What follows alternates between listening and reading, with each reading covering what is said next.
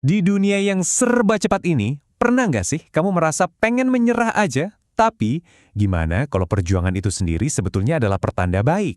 Yuk kita bedah bareng-bareng 5 perubahan pola pikir yang bakal mengubah cara kita melihat kesulitan. Oke, pertama-tama kita perlu sadar satu hal yang penting banget. Kalau kamu ngerasa kewalahan atau ngerasa tertinggal, kamu nggak sendirian. Perasaan itu, ya, bagian dari pengalaman hidup modern yang kita semua hadapi kok. Coba deh, jujur sama diri sendiri. Pernah kan kamu ngelihat pencapaian orang lain, terus langsung ngerasa semua usahamu itu sia-sia? Rasa gagal itu, wah berat banget kan? Bisa bikin kita down. Nah, disinilah perubahan pola pikir yang pertama dimulai. Rasa berat yang kamu alami sekarang itu bukan tanda kegagalan. Sama sekali bukan.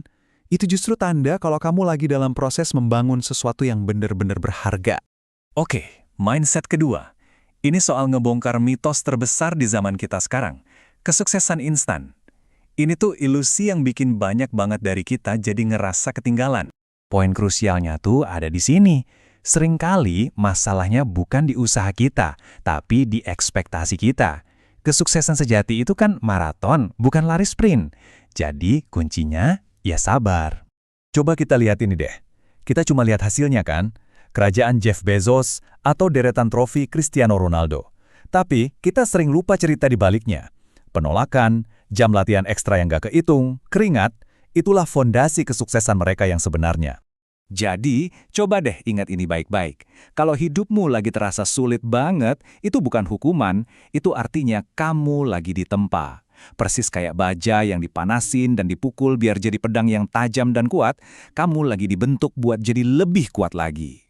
Lanjut ke poin ketiga, kekuatan berdiri sendiri. Yuk kita bahas soal gimana caranya menemukan kekuatan dari dalam diri, terutama pas dukungan dari luar itu nggak ada sama sekali. Hah, kok bagus? Kedengarannya aneh banget kan? Tapi di balik pesan yang provokatif ini, ada kebenaran yang dalam. Justru saat dukungan dari luar itu nggak ada, kita dipaksa buat menggali sumber kekuatan terbesar yang kita punya. Diri kita sendiri. Sejarah itu penuh banget sama contoh kayak gini. Eminem harus berjuang di industri yang awalnya nggak nerima dia. Jack Ma ditolak puluhan kali. Mereka semua ngebuktiin satu hal. Suara paling penting yang harus kamu dengerin adalah suara di dalam dirimu sendiri. Nah, inilah intinya. Keyakinan sama diri sendiri itu jauh lebih berharga daripada validasi dari orang lain. Kadang-kadang, justru pas kita ngerasa paling sendirian, disitulah kita baru sadar betapa kuatnya diri kita. Sekarang kita masuk ke pola pikir yang keempat, yaitu gimana caranya keluar dari musuh besar kita di era modern, jebakan perbandingan, terutama di media sosial. Pesan ini mungkin kelihatannya sederhana, tapi ini penting banget. Serius, kadang hal terbaik yang bisa kita lakuin buat diri kita adalah, ya berhenti sejenak. Jeda dari semua keramaian digital itu bisa jadi pengingat yang kuat tentang apa yang benar-benar penting. Kedengeran familiar nggak? Rasa capek, overthinking, ngerasa tertinggal. Kita kan terus-terusan disuguhin highlight kehidupan orang lain, dan kita lupa, nggak ada yang posting perjuangan mereka, malam-malam tanpa tidur, atau keraguan yang mereka hadapi. Nah, ini dia obatnya. Satu-satunya perbandingan yang sehat dan berguna adalah dengan versi dirimu di masa lalu. Coba tanya ke diri sendiri, apa aku hari ini sedikit lebih baik, lebih bijak, atau lebih kuat dari aku yang kemarin? Cuma itu tolok ukur yang penting. Dan ingat ya, jangan pernah meremehkan langkah-langkah kecil. Setiap langkah kecil itu akan menumpuk jadi sesuatu yang besar. Setiap usaha kecil itu berarti. Itulah yang namanya pertumbuhan. Dan ini membawa kita ke pola pikir kelima sekaligus yang terakhir.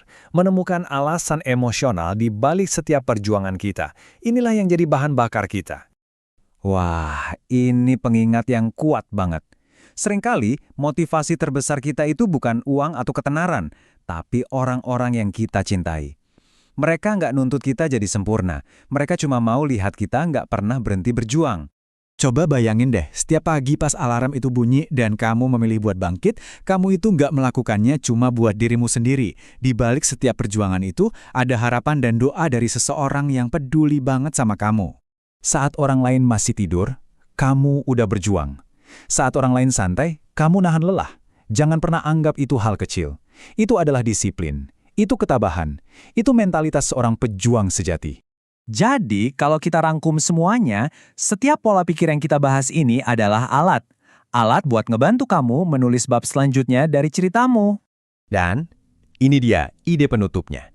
Kamu nggak perlu mengumumkan setiap langkahmu. Fokus aja sama prosesnya. Bekerjalah dalam sunyi dan biarkan nanti kesuksesanmu yang bicara paling keras. Pada akhirnya, pena itu ada di tanganmu. Perjuanganmu hari ini bukan akhir dari cerita. Itu adalah bumbu yang akan membuat kesuksesanmu nanti terasa jauh lebih manis. Jadi pertanyaannya sekarang adalah, bab seperti apa yang akan kamu tulis selanjutnya?